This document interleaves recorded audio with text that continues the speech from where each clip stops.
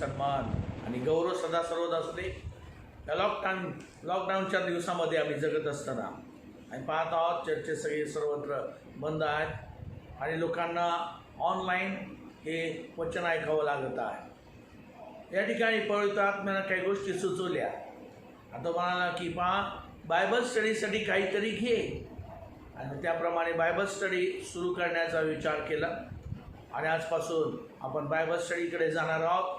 विशेष करून मंडळी म्हणजे काय हे आपण पाहणार आहोत. मंडळीचा काय संबंध आहे आणि मंडळीचं जीवन कसं आहे, आणि नंतर मंडळीला मार्गदर्शन कुठून यावं, कसं यावं आणि कसं ते स्वीकारावं, या गोष्टी आपण पाहणार आहोत. मग आपण आज पाहूया मंडळी म्हणजे काय. त्यासाठी आपण प्रथम प्रार्थना करूया. Hallelujah, hallelujah, hallelujah. अत्यंत थोर दयाळू स्वर्गातील प्रिय पहा, तुझ्या नावाला स्तुती, सन्मान आणि गौरव देत आम्ही तुझ्या चरणाजवळ आलेलो आहोत. दया कर, कृपा कर. प्रिय पहा, तुझ्या योजना आहेत, तुझ्या योजना आहेत. हे लॉकडाऊन जरी झालेलं असलं तरी प्रभू तुझं काम थांबत नाही, कारण तू सर्व काही करणारा परमेश्वर देवास म्हणतो. प्रभू या काय मोबाईलच्याद्वारे जे काय मी इंटरनेट वापरून जे तुझं वचन अनेकांपर्यंत पोहोचवण्याचा प्रयत्न करत आहोत, जो बायबल स्टडी आम्ही घेण्याचा प्रयत्न करत आहोत, ते तू सर्व आशीर्वादित कर. तू आपल्या हातामध्ये घे. पवित्र आत्म्या, तू माझा तांबा घे आणि तू माझ्याद्वारे लोकांशी बोल.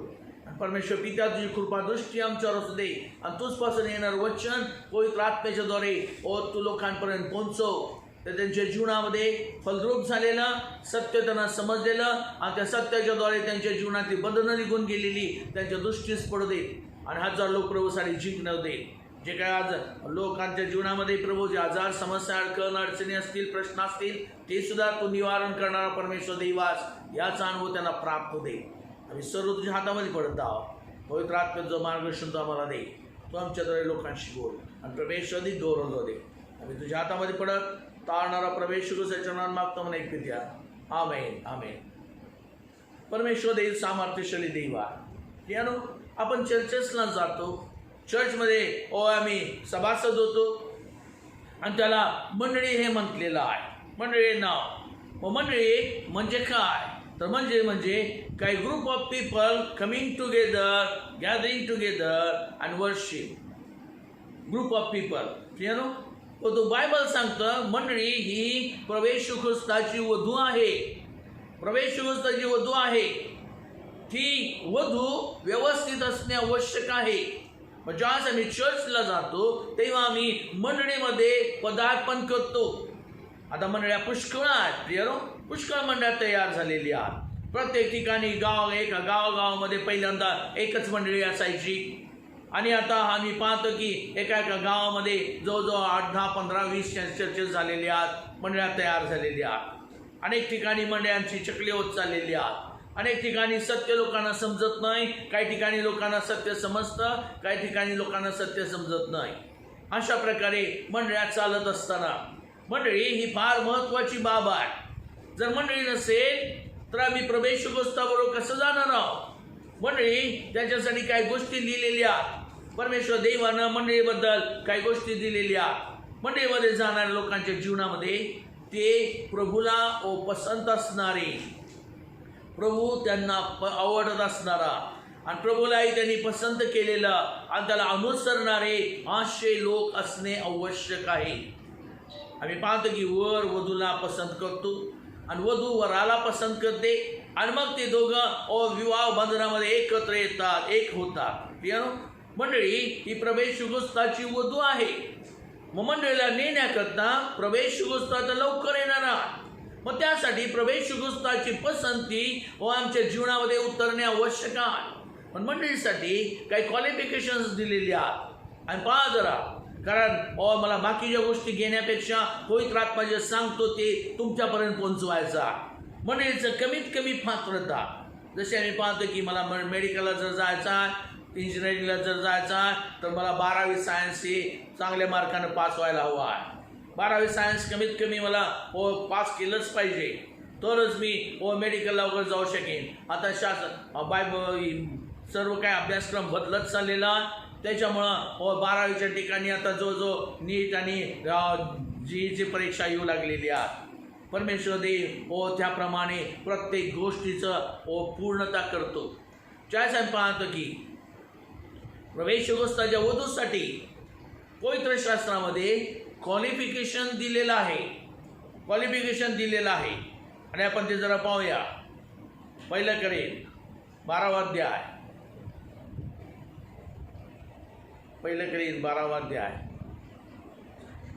28 वचन. 12वा अध्याय 28 वचन. तसे देवाने मंडळी कित्येकांना नेमिले आहे. देवाने मंडळीत, बायबल स्पष्ट सांगतात, देवाने मंडळीत कित्येकांना नेमले आहे. मंडळीत नेमणूक आहे, मंडळीमध्ये नेमणूक आहे. आणि परमेश्वर देवानं ते निवडलेलं आहे, नेमलेलं आहे. मनुष्यांनी नव्हे. सावध राहा. कारण ही मंडळी प्रवेश गोष्टाची वधू आहे. ही मंडळी प्रवेश गोष्टाची वधू होण्याकरता परमेश्वर देव त्यांना निवडतो. आणि ज्यावेळेस आम्ही पाहतो की देवाने मंडळीत कित्येकांना नेमले आहे. आणि ते कसं नेमलेलं आहे आपण जरा पाहूया. Praise the Lord. तसे देवाने मंडळी कित्येकांना नेमले आहे. प्रथम प्रेषित, दुसरे संदेशके, तिसरे शिक्षक, शिवाय अद्भुत कार्य करणारे, निरोगी करण्याची कृपादाने मिळालेले, समाचार घेणारे, व्यवस्था करणारे, भिन्न भाषा बोलणारे नेमले आहे. शेवटी काय? भिन्न भाषा बोलणारे.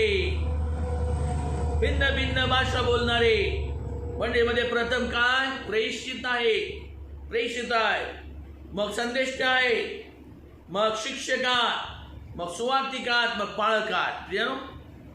आणि मंडळीमध्ये आम्ही पाहतो की त्यानंतर भिन्न भाषा बोलणारे सगळ्यात खाली आहे.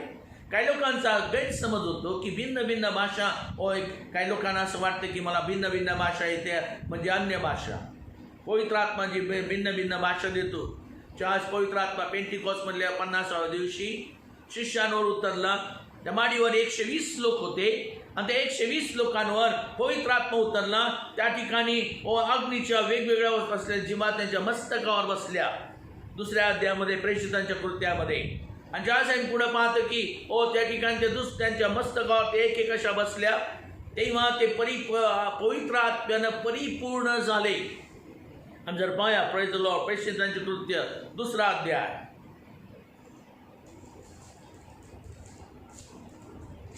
प्रेषितांचे कृत्य 2रा अध्याय 1ल्या वचनापासून पाहूया. नंतर पेंटिकॉस्ट म्हणजे 50वा दिवस आला, तेव्हा ते सर्व एकत्र जमले असता अकस्मात मोठ्या वाऱ्याच्या सुसाट्यासारखा आकाशातून नाद आला आणि ज्या घराची बसले होते ते सर्व त्याने भरले. अग्नीच्या जिभांसारख्या वेगवेगळ्या झालेल्या जिभा त्या दिसल्या आणि त्या प्रत्येकावर एक अशा बसल्या. तेव्हा ते सर्व पवित्र आत्म्याने परिपूर्ण झाले आणि आत्म्याने जसे त्यास वधविले तसे ते अन्य भाषातून बोलू लागले. आत्म्याने जसे वधविले तसे ते भिन्न भाषेमध्ये, अन्य भाषेमध्ये बोलू लागले. भिन्न भाषा नंतर अन्य भाषेमध्ये आलेली आहे. भिन्न भाषेमध्ये ते बोलू लागले. म्हणजे आत्म्यानं त्यांना अभिषेक दिला. म्हणजे आज आत्म्यानं त्यांना अभिषेक दिला तेव्हा ते अभिषेक पावले. पवित्र आत्म्याचा अभिषेक त्यांच्या जीवनात उतरला आणि प्रवेश गोष्टाची जिवंत वधू परमेश्वर देवानं ज्या युगाच्या स्थापनेपूर्वीपासून तयार केलेली आहे ती कशी आहे आपण पहा. Praise the Lord. इफिसकरास पत्र 1ला अध्याय 4 वचन. इफिसकरास पत्र 1ला अध्याय 4 वचन. आपण प्रेमामध्ये त्याच्या दृष्टीने पवित्र व निर्दोष व्हावे म्हणून त्याने सृष्टीच्या स्थापनेपूर्वी आपल्याला ख्रिस्तामध्ये निवडले. आमेन. आपण प्रेमामध्ये प्रेम हे पती पत्नीमध्ये असतं. म्हणून प्रेम हे प्रवेश गोष्टामध्ये, वधूमध्ये, मंडळीमध्ये आणि प्रवेश गोष्ट जो वर आहे त्याच्यामध्ये असणे आवश्यक आहे. म्हणून आपण प्रेमामध्ये त्याच्या समोर त्याच्या दृष्टीने पवित्र व निर्दोष असावे. म्हणून प्रवेश गोष्ट पवित्र आहे, निर्दोष आहे, तशी त्याची वधू पण पवित्र आणि निर्दोष असणे आवश्यक आहे. मग ही पवित्रता निर्दोषता फक्त चालत नाही तर ते काय केलेलं पुढं तो काय म्हणतो, प्रेमामध्ये त्याच्या समोर पवित्र निर्दोष असावे म्हणून त्याने सृष्टीच्या स्थापनेपूर्वी आपणाला ख्रिस्तामध्ये निवडले आहे. Praise the lord. प्रभू ख्रिस्ताची वधू ही स्वर्गामध्ये निवडण्यात आली आहे, निवडण्यात आली आहे. त्यावेळेस सृष्टी नव्हती, सृष्टीच्या स्थापनेपूर्वी या गोष्टी परमेश्वर देवानं स्वर्गामध्ये केलेल्या. हे विसरू नका. बायबल सांगतं, मी सांगत नाही. बायबल सांगतं, बायबलच्या वचनावर तुम्ही अवलंबून राहा, त्याच्यावर विश्वास ठेवा. आणि ज्यावेळेस आम्ही पाहतो की प्रभू ख्रिस्ताची वधू ही स्वर्गामध्ये परमेश्वर देवासमोर निवडण्यात आली आहे. आणि ती कशामध्ये? ख्रिस्ताच्या ठाई, ख्रिस्ताच्या ठाई, ख्रिस्ताच्या ठाई. ख्रिस्ती म्हणजे काय? ख्रिस्त म्हणजे अभिषिक्त. अभिषेकाच्या मध्ये, अभिषेकामध्ये जे ख्रिस्ती आहेत. ख्रिस्ती म्हणजे का? बऱ्याच लोकांना जर ख्रिस्ती म्हणजे काय विचारलं तर त्यांना बोलता येत नाही, सांगता येत नाही. सावध राहा.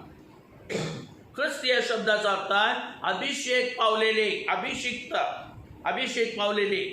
प्रभू ख्रिस्त अभिषिक्त होता, पण त्याची वधू सुद्धा अभिषिक्त असणे आवश्यक आहे. म्हणून प्रभू ख्रिस्ताची वधू ही अभिषेक पावणे आवश्यक आहे. म्हणून मंडळीमध्ये परमेश्वर देवानं कित्येकांना निवडलं. त्यामध्ये शेवटली ते शेवटला भाग कोणता? तर भिन्न भिन्न भाषा, म्हणजे अन्य भाषा बोलणारी. काय बायबलमध्ये भिन्न भिन्न भाषा दिल्यात, काही ठिकाणी अन्य भाषा दिलेली आहे. ठीक आहे ना? भिन्न भिन्न भाषा. पवित्र आत्मा ज्या पेंटिकॉस्ट मधल्या 50व्या दिवशी मंडळीवर उतरला तेव्हा त्यांना ती भाषा प्राप्त झाली. आत्म्यानं त्यांना ती दिली आहे. पवित्र आत्म्याच्या स्पर्शानं, पवित्र आत्म्याच्या अभिषेकानं ही भिन्न भाषा, अन्य भाषा प्राप्त होते. इतर कुठंही त्याचं स्कूल नव्हे, त्याचं कॉलेज नव्हे, किंवा ती शिकवली जात नाही, शिकवली जात नाही. काय काय ठिकाणी, काय काय चर्चेसमध्ये, काय गावामध्ये, काही शहरामध्ये लोक ती भाषा शिकवण्याचा प्रयत्न करतात, शिकवण्याचा प्रयत्न करतात. एक दिवस आम्ही काळेवाडीमध्ये असताना त्या ठिकाणी मी पाहिलेलं आहे की त्या ठिकाणी त्या प्रभूचा सेवक वचन सांगत होता. तेव्हा तो म्हणाला की आज मी प्रार्थना करूया आणि अनेकांना अन्य भाषा मिळतील. ज्यांना अन्य भाषा नसेल त्यांना पुढे यावं. आणि त्यावेळेस आमचे वडील पण पुढे गेले आणि वडिलांना आमच्या अन्य भाषा नव्हती, पण त्यांना दृष्टांतात प्रकटीकरण होतात. पण ज्यावेळेस अन्य भाषेसाठी म्हणून पुढे आले तेव्हा एक तरुण त्यांच्या कानात बोलत आहे, बरोबर असं असं म्हणा, आजोबा असं असं म्हणा, मी सांगतो त्याप्रमाणे म्हणा. आणि मी ते पाहिलं आणि त्याला म्हणलं, हू आर यू?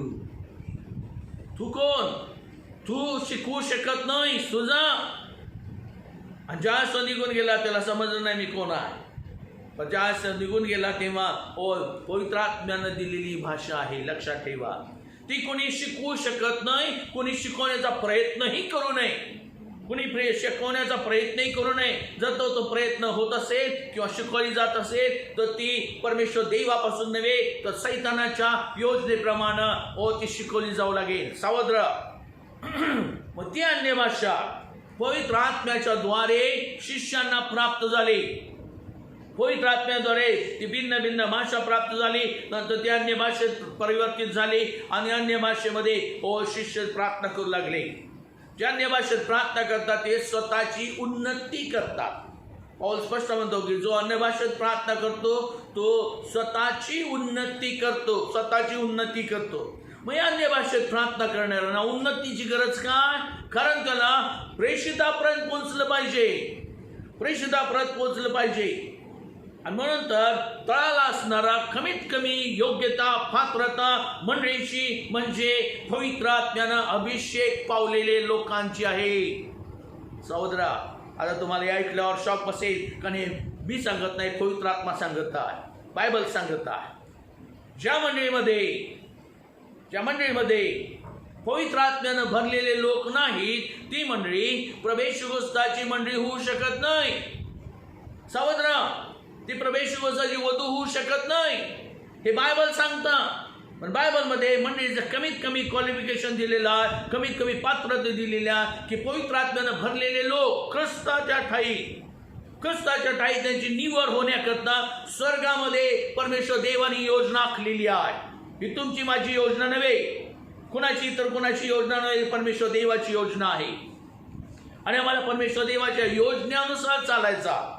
ज्यावेळेस बायबलमध्ये आम्ही पाहतो की मंडळी ही कमीत कमी पात्रता पवित्र आत्म्यानं भरलेल्या लोकांची आहे. मग ही पवित्र आत्म्यानं भरलेले लोक त्याच कुणाला अनुसरण्याची गरज आहे? प्रभू येशू ख्रिस्ताला अनुसरण्याची गरज आहे. वधू कुणाला अनुसरते? वधू वराला अनुसरते. वराला अनुसरते. प्रियानो, वराला अनुसरते. आणि वराला अनुसरणे हे महत्वाचं आहे. प्रभू येशू ख्रिस्ताची वधू ही दुसरीकडे जाऊन दुसऱ्याला अनुसरणे योग्य नव्हे. पण आम्ही पाहतो की ख्रिस्त दोन प्रकारे आहे. जगामध्ये ख्रिस्त दोन प्रकारचे आहे. एक प्रभू येशू ख्रिस्त जो जिवंत देवाचा एकुलता एक पुत्र, जो पवित्र आत्म्यानं भरलेल्या मंडळीचा वर आहे, जो पवित्र आत्म्याने भरलेल्या मंडळीच्या द्वारे तो तिला नेण्याकरता लवकर येणार आहे. रॅप्चर लवकर होणार आहे. दुसरी वधू पण आहे, जी पवित्र आत्म्यानं अभिषिक्त झालेली वगैरे काही नाही. पवित्र आत्म्याचा अभिषेक वगैरे काय त्यांना माहिती नाही. ती वधू पण आहे. आणि ती कुणाच्या? खोट्या ख्रिस्ताची वधू. खोटा ख्रिस्त पण जगामध्ये आहे. खोटा ख्रिस्त काय करतो? खोटा ख्रिस्त जगिक गोष्टीमध्ये लोकांना नेण्याचा प्रयत्न करतो. खरा ख्रिस्त परमेश्वर देवाच्या लेकरांना, त्याच्या वधूला स्वर्गामध्ये नेण्याचा अभिवचन देतो. म्हणजे पहा जरा योहानस पुस्तक 14वा अध्याय. योहानस पुस्तक 14वा अध्याय पहिल्या वचनापासून. तुमच्या अंतःकरणात स्वस्थ होऊ नये, देवावर विश्वास ठेवा आणि मजवरही विश्वास ठेवा. माझ्या पितेच्या घरात राहण्याच्या जागा पुष्कळ आहे. नसत्या तर मी तुम्हाला सांगितले असते. मी तुम्हासाठी जागा तयार करावयास जातो आणि मी जाऊन तुम्हासाठी जागा तयार केली म्हणजे पुन्हा येऊन तुम्हाला आपल्या जवळ घेईन, यासाठी की जेथे मी आहे तेथे तुम्ही नाही. प्रभू येशू ख्रिस्त आश्वासन देऊन गेलेला आहे. तो काय म्हणतो? पहा, तुमच्या अंतःकरणात स्वस्थ होऊ नये. आज परमेश्वर देवाच्या पुत्राच्या वधूचा अंतःकरणात स्वस्थ होऊ लागलेला. सर्वत्र चर्चेस बंद आहेत. उपासना करता येण्याची झालेली आहे. प्रार्थनेसाठी एकत्र येण्याचं झालेलं आहे. अंतःकरणात स्वस्थ होऊ लागलेला. बायबल स्टडी सुद्धा आता घेता येण्याचं झालेलं आहे. काय पास्टर्स या मोबाईलच्या द्वारे आणि काहीतरी झूम वगैरे घेऊन त्याप्रमाणे बायबल स्टडी घेण्याचा प्रयत्न करतात. Praise the Lord. प्रियानो, हे त्यांचं कर्तव्य चांगलं आहे. पण ज्या आपण पाहतो की वधू स्वस्थ होऊ लागलेली आहे या गोष्टी पाहिल्याबरोबर. आणि प्रभू म्हणतो की तुमचं अंतःकरण स्वस्थ होऊ नये, देवावर विश्वास ठेवा. म्हणजे परमेश्वर देवावर विश्वास ठेवणे म्हणजे अवलंबून राहणे. रेस्ट अपॉन हिम. देवावर विश्वास ठेवा आणि मजवरी विश्वास ठेवा. म्हणजे प्रभू येशू ख्रिस्तावर विश्वास ठेवा. म्हणजे आज वधूचा विश्वास प्रभू येशू ख्रिस्तावर आणि परमेश्वर देवावर असणे आवश्यक आहे. ही खरी वधू आहे. तो काय म्हणतो? मी तुम्हासाठी माझ्या पित्याच्या घरात जागा तयार करायला जातो. पित्याच्या घरामध्ये वर आपल्या वधूला कुठं नेतो? त्या जॉईंट फॅमिली पूर्वीपासून सर्व व्यवस्थित असे, पण आता जॉईंट फॅमिली सरकत गेलेली आहे. सैतानानं सगळी घरं खोडून टाकलेली आहेत आणि सर्व लोक जे हे स्वतंत्र राहण्याचा प्रयत्न करतात. वधू जॉईंट फॅमिलीमध्ये असताना पूर्वीच्या काळापासून वर आपल्या वधूला आपल्या पित्याच्या घरामध्ये जिथं तो राहत आहे त्या ठिकाणी त्याची खोली व्यवस्थित करून ज्यामध्ये तिला घेऊन जात असे. हालेलुया. प्रभू येशू ख्रिस्त म्हणतो माझ्या पित्याच्या घरात राहण्याच्या जागा पुष्कळ आहे. नसत्या तर मी तुम्हाला सांगितलं असतं की माझ्या पित्याच्या घरात काय राहायला जागा नाही आणि तुम्ही कुठेतरी राहा, सांगितलं असतं. प्रभू लवाड बोलत नाही. प्रभू म्हणतो की माझ्या पित्याच्या घरात राहण्याच्या जागा पुष्कळ आहेत. स्वर्गामध्ये राहण्याच्या जागा पुष्कळ आहे. नसत्या तर मी तुम्हाला सांगितलं असतं. आणि तो काय म्हणतो? मी तुम्हासाठी जागा तयार करायला जातो.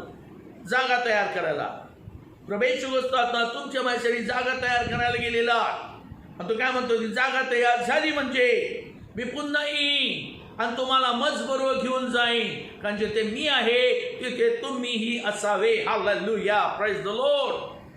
प्रभू काय म्हणतो? मी पुन्हा येईन आणि तुम्हाला मजबरोबर घेऊन जाईन. तो कुठं नेणार आहे? मंडळीला, तुम्हाला मला स्वर्गाच्या राज्यामध्ये पित्याच्या घरामध्ये जिथं तुमची आणि माझी निवड झालेली आहे त्या राज्यामध्ये तो तुम्हाला मला घेऊन जाणार आहे. रॅप्चर तेवढ्यासाठी ठेवण्यात आलेला आहे. स्वर्गाच्या राज्यामध्ये तो तुम्हाला मला नेणार आहे, वधूला नेणार आहे, मंडळीला नेणार आहे. आणि त्या ठिकाणी तो काय करतो? जिथे मी आहे तिथे तुम्ही असावे. वर जिथं आहे तिथंच वधू राहते का वर जिथं राहतो तिथून सोडून आणि 10 मैला कुठं तर तिसरीकडेच वधू राहते? हो, नाही, जिथं वर आहे, ज्या घरामध्ये वर राहतो, ज्या घरामध्ये वर वस्ती करतो, त्याच घरामध्ये वधू वस्ती करते, त्याचबरोबर राहते, त्याचबरोबर राहते.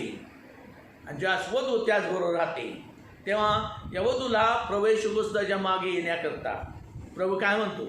आणि पाहत राहा लुकाचं पुस्तक 9वा अध्याय 23वा वचन. त्याने स्वतःच म्हटले, सर्वात म्हटले, जर कोणी माझ्या मागे येऊ पाहतो तर त्याने आत्मनिग्रह करावा व प्रतिदिवशी आपला वधस्तंभ उचलून घेऊन मला अनुसरावे. त्याने सर्वात सांगितले, जे मंडळीमध्ये येऊ इच्छितात, जे वधू होऊ इच्छितात, त्या सर्वांस त्यांना आमंत्रण दिलेलं आहे. तो म्हणतो, जो कोणी माझ्या मागे येऊ इच्छितो, तुम्ही त्याच्या मागे जाऊ इच्छिता, तर प्रभू काय म्हणतो, आपला आत्मनिग्रह करा, आत्मनिग्रह करा. आणि आत्मनिग्रह करणे म्हणजे पूर्णपणे व्यवस्थित रीतीनं आपल्या योजना फिक्स धरणे, फिक्स करणे. ज्यावेळेस तुम्ही आत्मनिग्रह करता, प्रवेश गोष्टाला वर म्हणून संबोधता आणि त्याच्या मार्गात चालण्यास सिद्ध होता, तेव्हा तुम्ही आत्मनिग्रह केलेला, आत्म्यातून तुम्ही पूर्णपणे निर्णय घेतलेला आहे. आत्म्यातला निर्णय त्याला हवा आहे. आत्मनिग्रह, देहातला निर्णय त्याला नको आहे, देहातला निर्णय त्याला नको आहे. कारण मला माहिती आहे, देहाचं चिंतन हे मरण आहे आणि आत्म्याचं चिंतन हे जीवन आणि शांती आहे. प्रवेश गोष्ट आम्हाला मरणाकडे घेऊन जाणार नाही, तर प्रवेश गोष्ट आम्हाला जीवन आणि शांती देणारा प्रवेश गोष्ट आहे. तो आमचं चांगलं उत्तम वर आहे. आणि ज्यावेळेस आम्ही पाहतो की मंडळीचा वर आत्मनिग्रहाच्या द्वारे स्वीकारला जातो. आत्मनिग्रह करा. आणि नंतर तो काय म्हणतो, व आपला वधस्तंभ घेऊन प्रतिदिवशी मला अनुसरा. आपला वधस्तंभ, प्रियानो, हा वधस्तंभ प्रवेश ख्रिस्तानं या जगामध्ये तुमच्या मायेसाठी स्वीकारला आणि तो त्यानं वाहिला, तो पूर्ण केला आणि त्या वधस्तंभाचं पूर्ण करून सर्व काही तो पुनरुत्थित झालेला प्रवेश ख्रिस्त पित्याच्या उजवीकडे बसून तुमच्या मायेसाठी रथ बदली करताय, मंडळीसाठी रथ बदली करताय. हा वधस्तंभ काय हो प्रियानो? वधस्तंभ काय? बऱ्याच वेळेस लोकांना वधस्तंभाबद्दल काहीतरी चुकीच्या कल्पना सापडतात. वधस्तंभ काय? वधस्तंभ हा एदेन बागेमध्ये तयार झालेला आहे. एदेन बागेमध्ये ज्यावेळेस मला प्रभूनं काही वचनं सांगितली होती आणि ज्यावेळेस पहिलं कॅसेट मी काढलं तेव्हा ते वधस्तंभाचं सत्य हे काढलेलं, त्याच्यामध्ये तुम्हाला सापडेल, त्याच्यामध्ये तुम्हाला सापडेल. वधस्तंभ हा एदेन बागेत तयार झाला. परमेश्वर देवाने एक आज्ञा दिली होती की आदामा सर्व झाडाची फळं तू खा, पण तू बागेच्या मध्यभागी असणाऱ्या बरं वाईट जाणणाऱ्या झाडाचं फळ तू खाऊ नको ही आज्ञा दिली होती. पण तू ज्यावेळेस आम्ही पाहतो की त्याच्यासाठी त्याची जोडीदारी तयार करण्यात आली. आदामाच्या देहातून त्याच्या पासळीच्या द्वारे परमेश्वर देवानं त्याची जोडीदारी तयार केली आणि त्या जोडीदारीने तयार केल्यानंतर ती देहातून तयार झालेली आहे, त्याच्या आत्म्यातून तयार झालेली नव्हे. हा फार मोठा फरक लक्षात ठेवा. म्हणजे देहातून आहेत त्यांना सैतान फार लवकर फसवतो, सैतान फार लवकर फसवतो. आणि सैतान तीचकडे गेला, तिला काय म्हणतो पुन्हा पाहूया जरा उत्पत्ती 3रा अध्याय 1ल्या वचनापासून.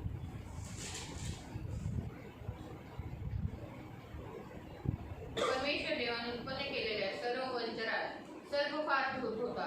तो स्त्रीला म्हणाला, तुम्ही बागेतल्या कोणत्याही झाडाचे फळ खाऊ नये असे देवाने तुम्हाला सांगितले, हे खरे काय? आमेन. सर्प स्त्रीला म्हणाला, तो धूर्त आहे, धूर्त लोकांपासून फार सावध राहा. कारण मंडळीला धोका धूर्त लोकांपासून आहे, धूर्त लोकांपासून आहे. ते गोड गोड बोलतात आणि चुकीच्या मार्गात फसवतात आणि चालायला लावतात. सावध राहा. पण मंडळीनं धूर्त लोकांपासून स्वतःला सावध राखावं.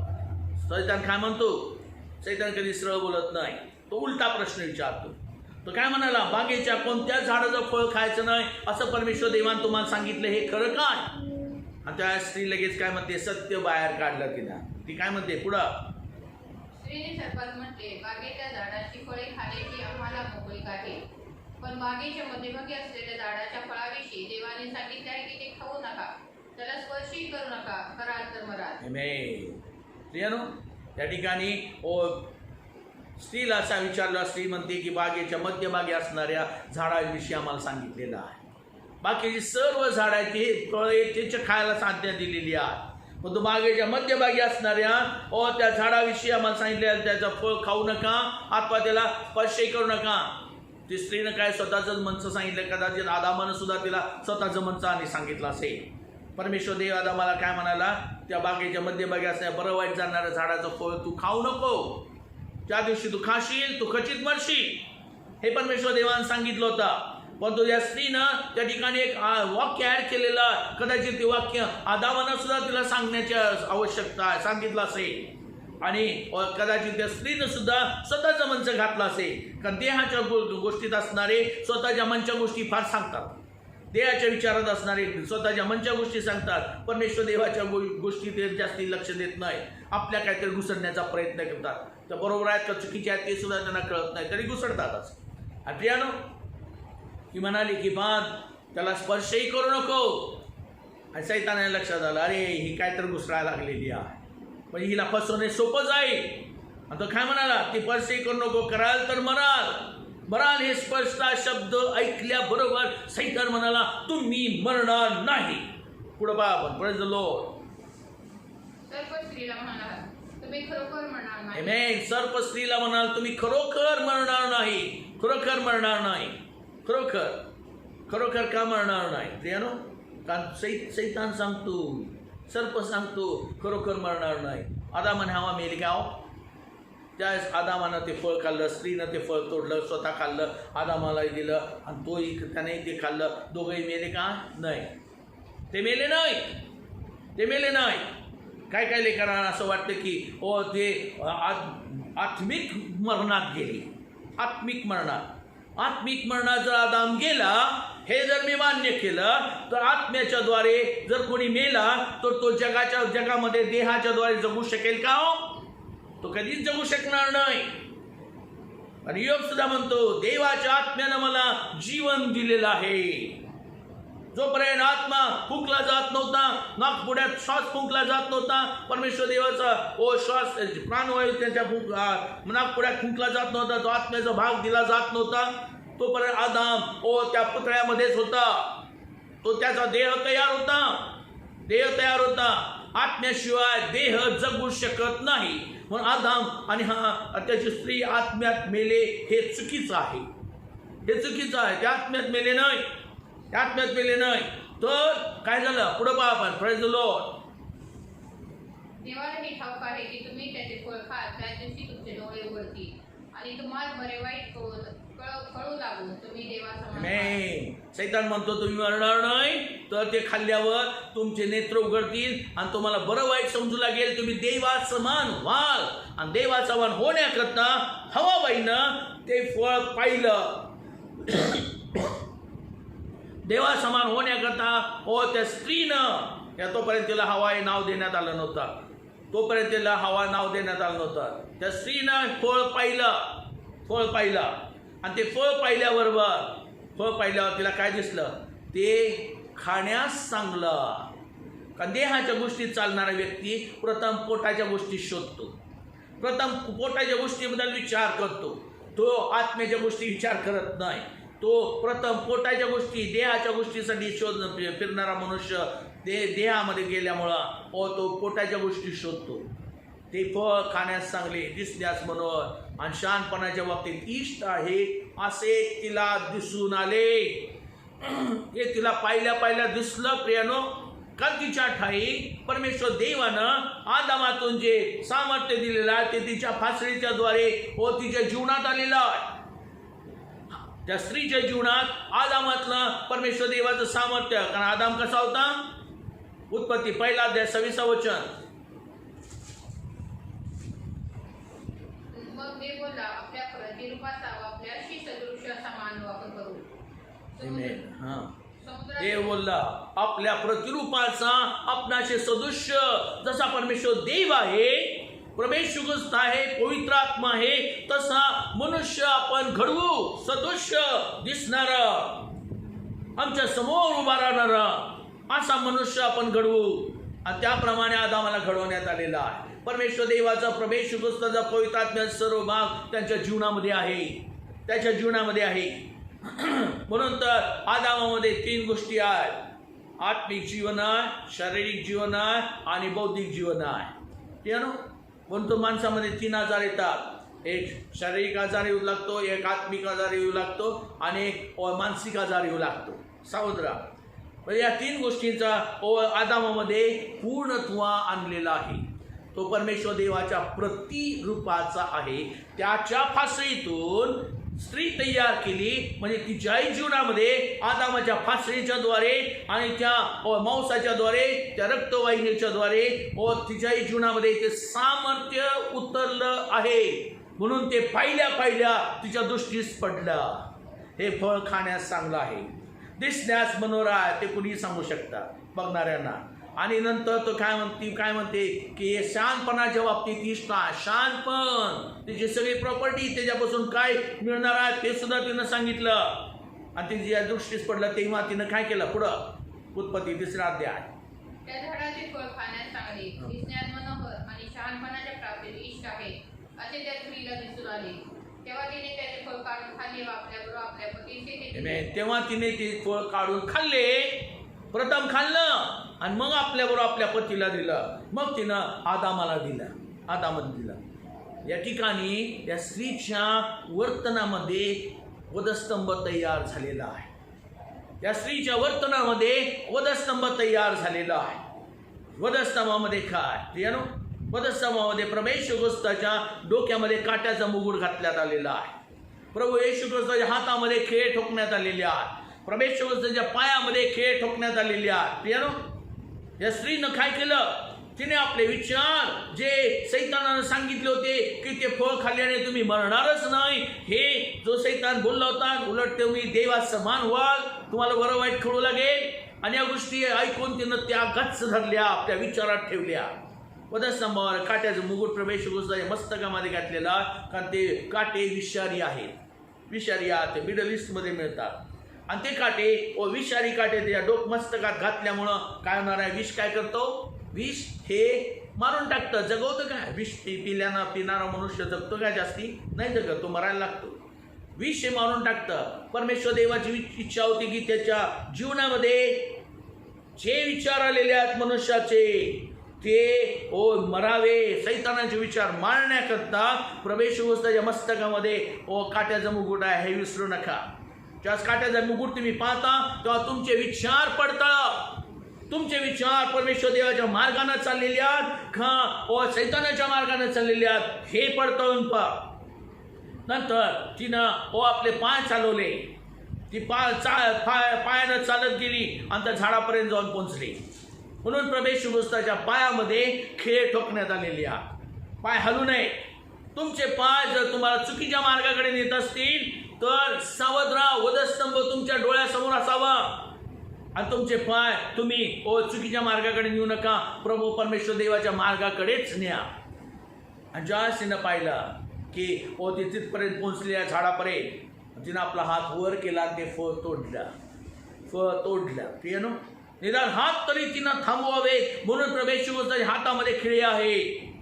ज्यावेळेस तुम्ही वधस्तंभ घेऊन अनुसरता तेव्हा परमेश्वर देवाच्या विचारापेक्षा सैतानाचे विचार, देहाचे विचार, देहाचा अट्रॅक्शन, जे की गोष्टी त्यांचं तुमचे मोह तर तुमच्या जीवनामध्ये अधिक असेल तर तुमचे विचार तरी थांबवा. जर ते नाही थांबवले तर तुमचे पाय तरी थांबवा, नाही तर तुमचे हात तरी थांबवा. ज्यावेळेस तुम्ही अशा प्रकारे वर्तन करता तेव्हा तुम्ही स्वतःचा वधस्तंभ घेऊन प्रतिदिवशी त्याला अनुसरता. हालेलुया. जर तुम्ही तो वधस्तंभ घेऊन अनुसरता तेव्हा तुम्ही त्याला अनुसरणारे लोक व्हाल. जो आपले विचार थांबवायला तयार नाही, जो आपल्या हाताचे कृत्य थांबवायला तयार नाही, चुकीच्याच गोष्टी करत राहतो, जो चुकीच्याच मार्गामध्ये सगळीकडे सरकतो, तो वधस्तंभ घेऊन चालणारा व्यक्ती नव्हे. वधस्तंभ घेऊन चालण्याकरता तुमचे विचार जे चुकीचे असतील तर ते थांबवा. तुमचे हा पाय जर चुकीच्या मार्गात तुम्हाला नेत असतील तर ते बंद करा, तर जाऊ नका त्या मार्गात. आणि तुमचे हात जर ते कृत्य करण्याकरता, पाप करण्याकरता तयार होत असतील, सहसा होत असतील तर ते हात थांबवा.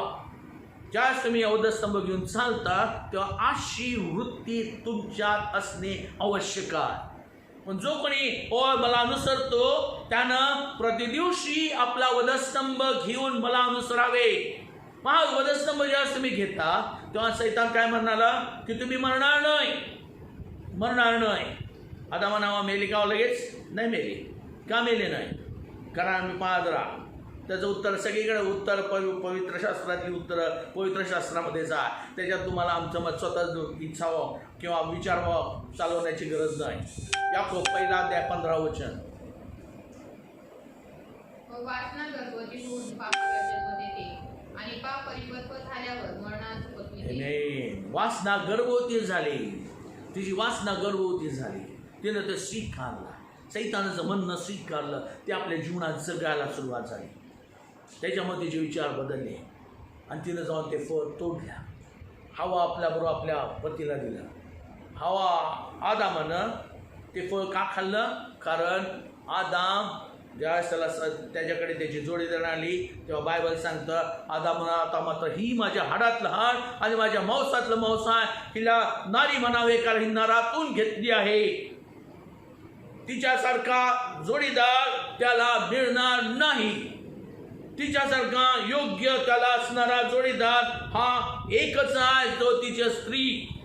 आणि या स्त्रीशी एकत्र राहण्याकरता परमेश्वर देवाने लगेच त्यांना आशीर्वाद दिला. यास्तव मनुष्य आपल्या आईवडिलांना सोडेल व आपल्या स्त्रीशी जडून राहील व ती दोघं एक देह होते. प्रियानो, आदामानं हवाबाईचं का ऐकलं? का ते फळ तो खाल्लं? कारण त्याच्या लक्षात होतं की हे फळ त्या झाडाचं आहे. त्यानं ते ओळखलं तरी सुद्धा त्यानं ते फळ खाल्लं. बऱ्याच वेळेस पतीच्या जीवनामध्ये अशाच गोष्टी घडतात. प्रियानो, पत्नी जे सांगेल ते तो ऐकतोच. कारण ते जर ऐकलं नाही तर ऐकल्यानंतर काय होणार आहे? ते दोघं एक देह होते. तो काय म्हणाला? हे मनुष्य आपल्या आईवडिलांना सोडेल व आपल्या स्त्रीशी जडून राहील. स्त्रीशी जडून राहणे आणि एक देह होणे हे त्याला अशक्य होऊ लागे. म्हणून आदामानं ते फळ खाल्लं आणि दोघांनी फळ खाल्लं. दोघे मेले नाहीत. कारण का? ते फळ पाप त्यांच्या जीवनात आलं. मग हे पाप परिपक्व झालं पाहिजे. तुमच्या घरामध्ये जर झाडं असतील तर कच्चं फळ लगेच तुटून पडतं का? नाही पडत. तर ते हळूहळू पाडायला येतं, पिकतं. आणि जेव्हा पूर्ण पिकतं तेव्हा ते आपोआप खाली पडतं. त्याला काढण्याची गरज भासत नाही. ठीक आहे. पाप, याकोब म्हणतो, पाप परिपक्व झाल्यावर मरणास उपजविते. मरण तयार होतं. म्हणून आदाम आणि हवा ही दोघं फळ खाऊन सुद्धा जवळजवळ 930 वर्ष आदाम जगलं. प्रियानो, जेव्हा त्याचं पाप परिपक्वतेकडे आला, सावध राहा. बायबल प्रत्येक शब्द अगदी योग्य आणि व्यवस्थित त्याचा विपर्यास कुणी करू नये. मग काय लेकरं म्हणतात की आध्यात्मिक दृष्ट्या आदाम मेला. आध्यात्मिक दृष्ट्या तो कसा मरेल? हवाबाई कशी मरेल? ते दोघं मरणार नाहीत आध्यात्मिक दृष्ट्या सुद्धा. कारण का? जर आत्मिक मरण त्याचं आलं तर त्याचा देह जगूच शकत नाही. आणि परमेश्वर देव काय म्हणाला? पुढे पहा आपण जरा. उत्पत्ती 3 अध्याय 22 वचन. उत्पत्ती 3 अध्याय 22 वचन. परमेश्वर देव म्हणाला, पहा मानवाला बरे वाईट कळू लागो. तो आमच्यातल्या एका समान झाला आहे. तर तो आपला हात जीवन वृक्षाला लावून त्याचेही फळ काढून कदाचित खाईल व सर्व काळ जिवंत राहील. आमेन. चार्ज परमेश्वर देव काय म्हणतो? त्याला आता एदेन बागेतून हाकलून दिल्यानंतर पहा मनुष्यानं बरं त्या झाडाचं फळ खाल्ल्याने त्याला बरं वाईट कळू लागल्याने तो आमच्यातल्या एका समान झाला आहे. आमच्यातला म्हणजे पित्याचा, पुत्राच्या आणि पवित्र आत्म्याच्या एका समान झाला आहे. त्यांच्यातला तो बसणारा, त्याच्यात योग्य असणारा असा तो झाला आहे. जर आत्मिक दृष्ट्या आदाम मेला असता तर तो पिता, पुत्र आणि पवित्र आत्मा त्याच्यातला मरण कोणाच्या जीवनात आहे का? सर्व आत्मिक दृष्ट्या योग्य आहे, जिवंत आहे. म्हणून आदाम सुद्धा तो मेला नाही. कारण आत्मिक दृष्ट्या सुद्धा तो मेला नाही. फक्त एक गोष्ट त्याच्या जीवनामध्ये झाली. एक गोष्ट, ज्याच आदामाला न्हावेला परमेश्वर देवाने निर्माण केला तेव्हा ते दोघंही नग्न होते. दोघंही नग्न होते, तरी त्यांना त्याचा संकोच कधी वाटला नाही. संकोच वाटला नाही. नग्नता त्यांच्या जीवनात होती, पण ती नग्नता त्यांना संकोचाची का वाटली नाही हो? कारण ते अगम्य प्रकाशात होते. That was a presence of the Lord. ते अगम्य प्रकाश म्हणजे परमेश्वर देवाचा सामर्थ्यशाली प्रेझेन्स त्याच्या प्रतिरूपाचा असल्यामुळं आदामाभोवती आणि हवेभोवती होतं. त्याच्यामुळं त्या एकमेकांचे त्यांना नग्नता समजली नाही, नग्नता त्यांना दिसली नाही. तुम्ही जर ट्यूब घरामध्ये लावता तर ट्यूबमधलं फिलामेंट तुम्हाला दिसतं का? नाही दिसत. का? कारण ते ब्राईट प्रकाशात आहे, ब्राईट प्रकाशात आहे. त्याचप्रमाणे आदामाच्या हवेच्या जीवनामध्ये ती नग्नता एकमेकांना दिसली नाही. ते एकमेकाबरोबर संकोचानं वागले नाही. संकोच हा पापानंतर त्यांच्या जीवनात उतरलं. आज प्रभू येशू ख्रिस्तामध्ये आणि मंडळीमध्ये संकोच असून चालणार नाही. जे काय सत्य आहे ते प्रभूनं सगळं कळवलेलं आहे, सगळं दिलेलं आहे. स्वतः रिक्त झालं, सगळं काही जगामध्ये मंडळीसाठी दिलं. आता मंडळीनं सुद्धा आपलं सर्व जीवन हे त्याच्यासमोर उघड करून ठेवण्याची गरज आहे. त्यानं मंडळीनं जर संकोच बाळगला तर परमेश्वर देवाचं प्रेझेन्स त्यांच्या जीवनामध्ये येणार नाही. परमेश्वर देवाचं प्रेझेन्स त्यांच्या जीवनात येणार नाही. हे नो खेडगावमध्ये आम्ही पाहिलेलं आहे. ज्यावेळेस मी लहान होतो तेव्हा आम्ही ते ऐकलेलं आहे. पंडित रमाबाई ज्या प्रार्थनेला बसल्या होत्या आणि त्या सर्व मुली ते मंडळी जवळजवळ त्याची प्रार्थनेला बसली होती, तेव्हा प्रार्थना करत असताना ब्राईट प्रकाश तिथं उतरला आणि त्या सर्वांभोवती अग्नी प्रकाशित झाला आणि तो अग्नी संपूर्णपणे त्यांच्या भोवती आहे म्हटल्यावर लोक पळत आली आणि त्यांनी पाण्याच्या बारड्या घेऊन अंगावर मारायला सुरुवात केली. तरी एक जण म्हणला, थांबा थांबा बघूया. अग्नी तर दिसत आहे, ब्राईट प्रकाश तर दिसत आहे, पण तो त्यांच्या केसांचा जळलेला वास का येत नाही. आणि तोपर्यंत त्यांनी थांबल्यानंतर त्यांनी पाहिलं की प्रार्थना झाल्यावर त्यांनी पाहिलं सगळ्या मुलींजवळ जाऊन आणि सिस्टरजवळ जाऊन सुद्धा पाहिलं तर त्यांना कसलाच अग्नीचा स्पर्श नव्हता. The presence of the lord आदामाच्या जीवनातून निघून गेला. ते ब्राईट प्रकाश आदामाच्या जीवनातून निघून गेला, हवाबाईच्या जीवनातून निघून गेला आणि त्यांचे नेत्र उघडले आणि त्यांना नग्नता मग दिसली. हे ट्रूथ आहे. हे पवित्र आत्म्यानं शिकवलेल्या गोष्टी आहेत. लक्षात ठेवा. ज्यावेळेस त्या गोष्टी पाहिल्याबरोबर त्या परमेश्वर त्यांनी आपल्यासाठी अंजिराच्या झाडं पानं शिवून लावली.